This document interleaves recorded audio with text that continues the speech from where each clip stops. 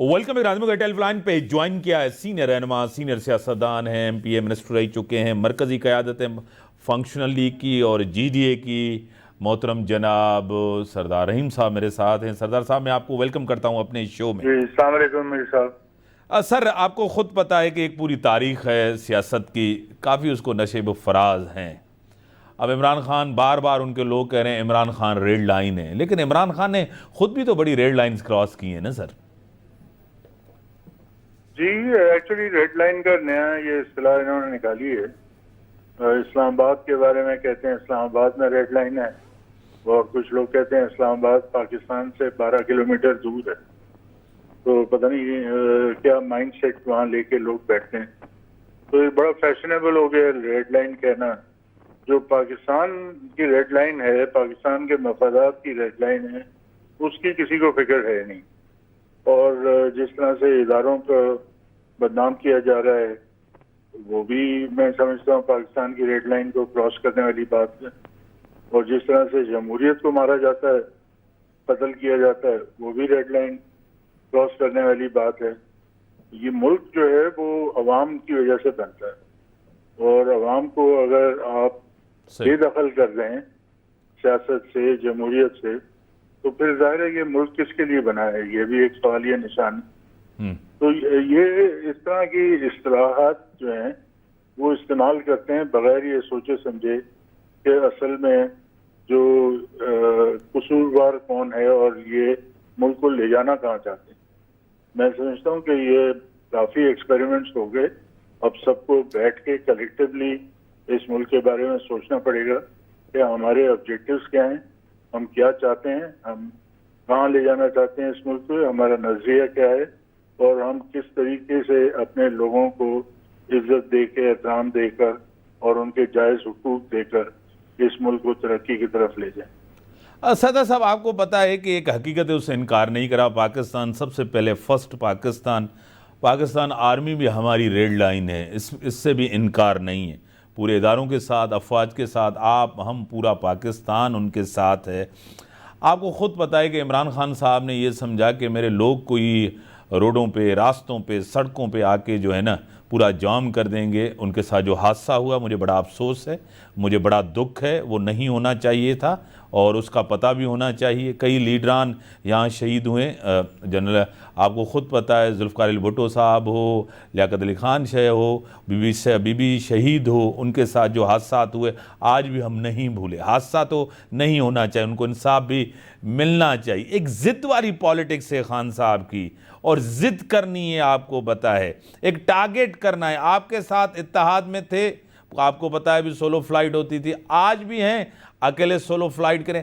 ہر طرف محاذ کھول دیے. یہی افواج, یہی جرنلز جب اقتدار میں تھے تو کہتے تھے ایک نئی ٹرم یوز کی تھی, ہم سیم پیج پہ ہیں, ایک ہی صفحے پہ ہیں. کیا کہیں گے؟ میر صاحب بات یہ ہے کہ جو آپ بات کہہ رہے ہیں بالکل ٹھیک ہے, اور یہی بہت دفعہ آپ کے ساتھ پروگرام میں میرا بھی پوائنٹ آف ویو یہی تھا کہ سیاست میں لچک ہونی چاہیے. صحیح. لیکن میر صاحب تالی دونوں ہاتھوں سے بجتی ہے. صحیح. اگر ایک طرف سے انریزنبل ہوں, ریجڈ ہوں, اور جو ہے وہ ضد پر آ جائیں, تو ایسی صلاحیت ہونی چاہیے دوسری طرف یا بیچ میں جو معاملات کو اس نیچ پہ نہ پہنچنے دے. ٹھیک ہے, پہلے بھی ہم نے دیکھے کہ بالکل جان کے دشمن ہوتے تھے سیاسی لوگ ایک دوسرے کے. اب ولی خان اور ذوالفقار علی بھٹو, یا مفتی محمود اور ذوالفقار علی بھٹو, یا مولانا مودودی اور ذوالفقار علی بھٹو, ٹھیک ہے, یہ تو بالکل اپوزٹ وہ اس کے پول کے لوگ تھے. ایک جو ہے وہ نارتھ پول کا تھا تو دوسرا ساؤتھ پول کا.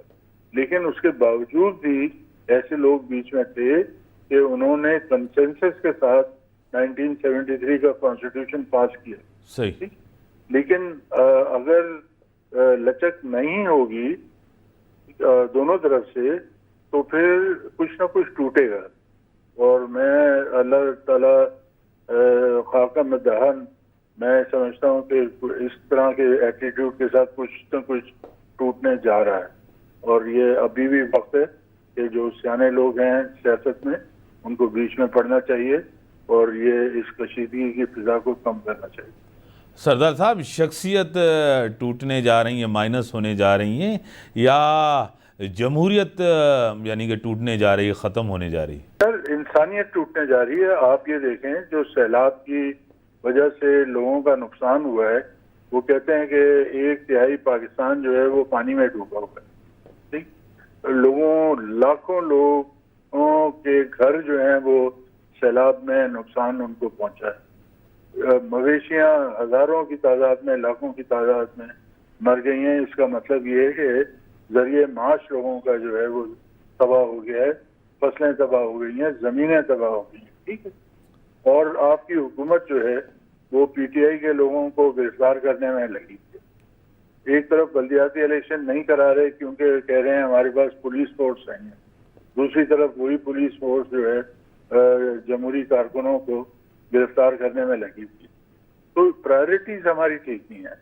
ٹھیک ہے، یہی میں یہ کہہ رہا ہوں کہ ایک اب فیصلہ کرنا پڑے گا کہ ہم اس ملک کو کہاں لے جا رہے ہیں. اگر یہ جمہوری ملک بنانا چاہتے ہیں تو اس کے اپنے تقاضے ہیں اور ان تقاضوں کو پورا کرنا پڑے گا تاکہ جمہوریت جو ہے پنپ سکے. لیکن اگر یہ چاہتے ہیں کہ جمہوری ملک نہ ہو تو ضروری نہیں ہے. جیسے کمیونسٹ پارٹی کی حکومتیں رشیا میں یا چائنا میں تھیں یا دوسرے کمیونسٹ بلاک میں تھی، وہ بھی ایک طرز حکومت ہے. اگر یہ سمجھتے ہیں کہ اس طریقے سے چلانا ہے تو پھر بھی فیصلہ کرنا پڑے گا. لیکن میں سمجھتا ہوں کہ ہمارا جو مزاج ہے اس میں اگر جمہوریت نہیں ہوگی اس ملک میں تو پھر بہت خرابی ہوگی. بڑی مہربانی سردار صاحب، آپ نے ٹائم دیا، جو مسائل کا حل ہے ہمارا. بڑی مہربانی آپ نے ٹائم دینا، پک ٹائم تھے آپ بریک ہم بتائیں.